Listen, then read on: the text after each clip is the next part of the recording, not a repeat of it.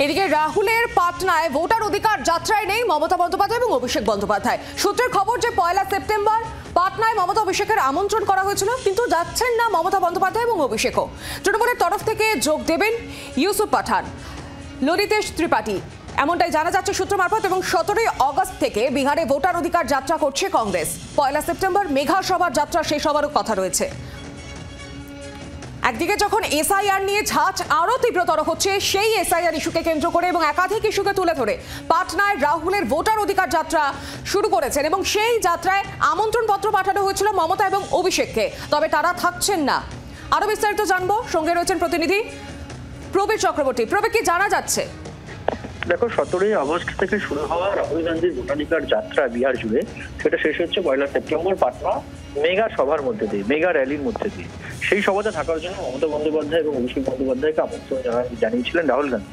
কিন্তু গতকালই দেখা গেছে যে মমতা বন্দ্যোপাধ্যায়, অভিষেক বন্দ্যোপাধ্যায় তারা যাবেন না বলে ঠিক করেছিল এবং তৃণমূল সূত্রে জানা গেছিল গতকালই।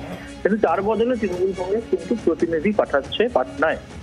ইউসুফ পাঠান এবং ললিতেশ ত্রিপাঠী, উত্তরপ্রদেশের নেতা তৃণমূল কংগ্রেস, তারা কিন্তু রাহুল গান্ধীর এই সভায় যাবেন। মমতা বন্দ্যোপাধ্যায়, অভিষেক বন্দ্যোপাধ্যায়ের নির্দেশে তারা কিন্তু এই সভায় যোগ দেবেন।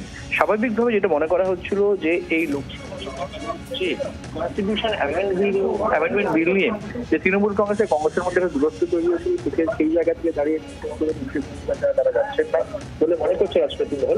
কিন্তু তারা না গেল, শীর্ষ নেতৃত্ব না গেল, তৃণমূল কংগ্রেস কিন্তু রাহুল গান্ধীর সভায় প্রতিনিধি পাঠাচ্ছে, যেখানে যাবেন ইউসুফ পাঠান এবং ললিতেশ ত্রিপাঠী। ধন্যবাদ প্রবীর। আর একবার আপনাদের জানিয়ে রাখি, তৃণমূলের তরফ থেকে মমতা অভিষেক না গেলেও সেখানে যাবেন ইউসুফ পাঠান এবং ললিতেশ ত্রিপাঠী। 17 তারিখ থেকে এই ভোটার অধিকার যাত্রা শুরু করেছে কংগ্রেস এবং রাহুল গান্ধীর নেতৃত্বে এই যাত্রা শুরু হয় এবং শেষ হবে গিয়ে এই যাত্রা 1 সেপ্টেম্বর। এই মেঘা সভার মাধ্যমে যাত্রা শেষ করা হবে। একাধিক ইস্যু তুলে ধরে এই যাত্রার সূচনা হয় এবং অবশেষে এই যাত্রা শেষ হবে 1 সেপ্টেম্বরে গিয়ে। বাংলার আওয়াজ, বাঙালির আবেগ, জি 24 ঘন্টা।